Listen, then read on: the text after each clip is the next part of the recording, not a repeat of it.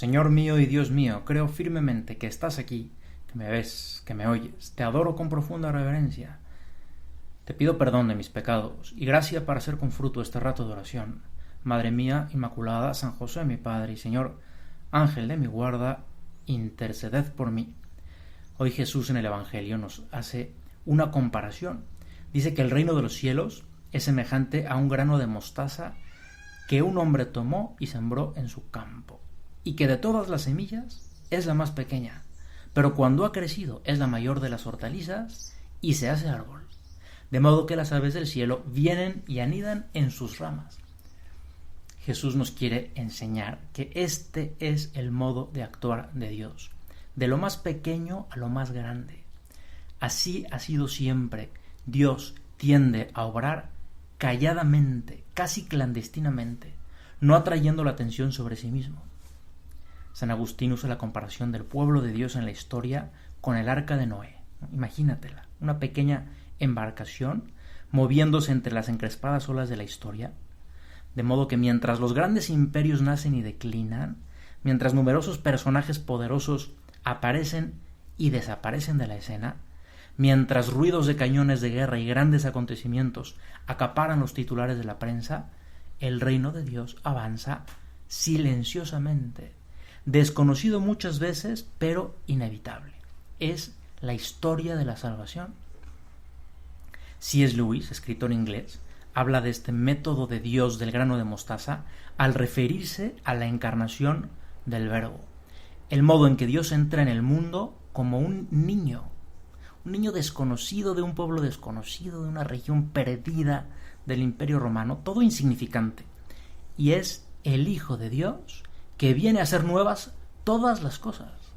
Es una manera de decir del modo como Dios redime el mundo. Fíjate cómo Dios, al que esperaban una llegada triunfal, entró al mundo en la sencillez, en el vientre primero y luego en los brazos de una doncella, de una mujer adolescente, de María. Pero este método divino no solo es una iniciativa de Dios en la redención, sino que también lo es en la extensión de ese reino. Porque así ha querido Dios actuar en la Iglesia a lo largo de estos 2000 años. Fíjate cómo se ha establecido el cristianismo, primero en Europa y luego en el resto del mundo. Bueno, pues San Pablo comienza a hacer unos viajes y lleva el anuncio del Evangelio desde Asia, donde comenzó, hasta Grecia, primer punto de Europa. Y ningún historiador reseñó sus viajes. San Pablo era un ciudadano anónimo, nadie le dio importancia a sus viajes, pero propiciaron la expansión del cristianismo por Europa y después por el resto del mundo. Pensemos en el pequeño puñado de personas que escucharon a San Pablo en el Areópago de Atenas, ¿te acuerdas? San Pablo habla y muchos se ríen de él. Te escucharemos en otra ocasión, le dicen, como diciéndole, no nos interesa lo que estás diciendo. Pero solo unos poquitos le dijeron, queremos escucharte otra vez. Y esos pocos fueron los primeros que llevaron la fe a Europa. ¿Y cómo llegó la fe a América? Pues con el movimiento franciscano, que lleva más de 800 años y ha recorrido el mundo entero y que llegó hasta nosotros de manera tan especial en la evangelización de hace 500 años. Comenzó con un muchacho que escuchó la voz de Dios desde el crucifijo que le decía, Francisco, reconstruye mi iglesia que se está cayendo. Y pensó, pues bueno, Dios quiere que yo arregle la iglesia de mi pueblo, y así lo hizo, y luego vio que no, sino que le estaba pidiendo algo de mucha mayor envergadura, pero así comenzó, con algo pequeño. Y fueron unos pocos los que le siguieron, y luego fueron miles. ¿Y cómo comenzaron las misioneras de la caridad de la Madre Teresa? Pues una monja joven en Calcuta que escucha la voz de Jesús y empieza a trabajar en la ciudad más pobre, en el barrio más pobre, y de esa pequeñísima semilla ella decide no recibir nada de dinero ni de soporte institucional, nada de nada. Y así comenzó y se abrió camino esta obra de misericordia. ¿Y cómo se hizo la evangelización de África? Pues el detonante fue el martirio de un muchacho martirizado vivo por no renunciar a su fe. Y así se hizo la iglesia en África llena de vitalidad. Pongamos también a San José María. Después de una nevada, José María salió de casa y descubrió estampadas en la nieve las huellas de unos pies descalzos. Aquello le turbó. ¿De quién serían? Comenzó a seguirlas. Y por fin, a cierta distancia, reconoció la figura de un carmelita que volvía a su convento. Aquellos pies descalzos eran una obra de amor de Dios. Probablemente hubo más gente aquel día que vio las huellas, pero ni cuenta. En cambio, para San José María, para aquel adolescente, fueron un encuentro definitivo con la realidad de su vida, y le sacaron de sus deseos y proyectos personales, y lo pusieron frente a una pregunta decisiva. Si otros hacen tantos sacrificios por Dios y por el prójimo, ¿no voy a ser yo capaz de ofrecerle algo? Luego vino el Opus Dei, cuando él era apenas un padrecito recién ordenado. ¿Y recuerdas el recuento que hacía al comenzar? Tenía yo, decía, 26 años, la gracia de Dios y buen humor, y nada más, nada más. Pues este es el sistema que tiene Dios de comenzar de un modo pequeño. Es el método del grano de mostaza.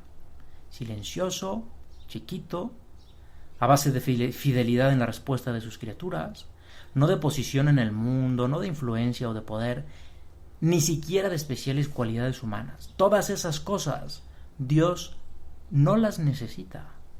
Porque si no, bueno, al menos yo no estaría aquí dándote la meditación, habría otros. Pero el Señor quiere actuar así y quiere que tengamos esa fe y esa confianza. Es verdad, a veces vemos el mundo y los males que lo aquejan y tantas injusticias y abusos e indiferencia religiosa, y podemos pensar, tú y yo podemos pensar, bueno, pues ¿yo qué puedo hacer?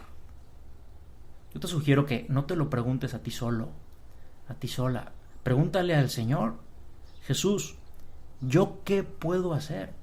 Y Jesús te irá dando sugerencias en tu oración, a modo de inspiraciones y luces en el alma, ya verás. Pero sobre todo no se trata de que te fijes tanto en lo que haces, sino de que plantes la semilla.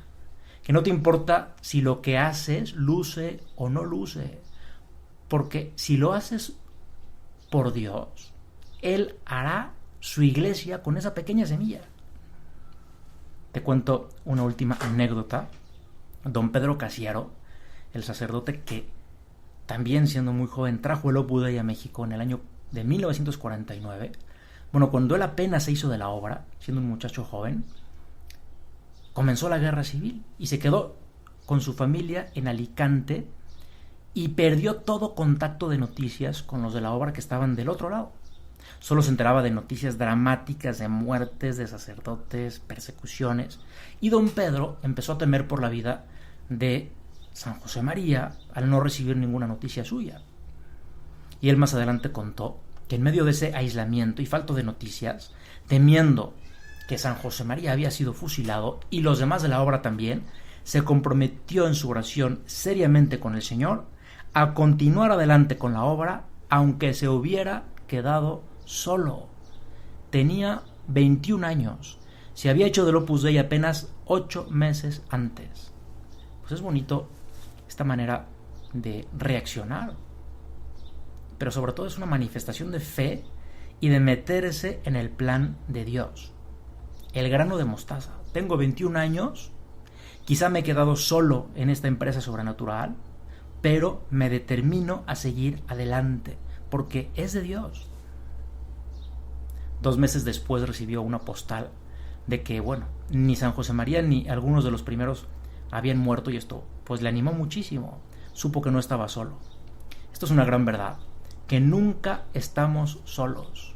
Pues vamos a terminar acudiendo a la Virgen, quizá con esta seguridad.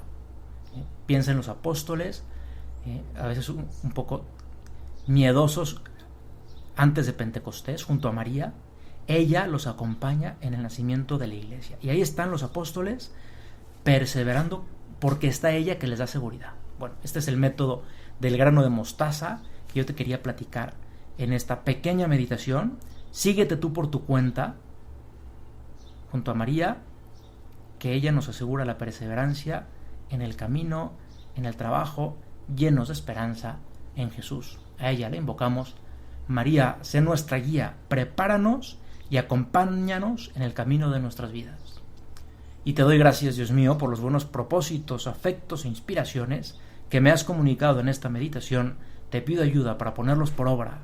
Madre mía Inmaculada, San José mi Padre y Señor, Ángel de mi guarda, intercedan por mí.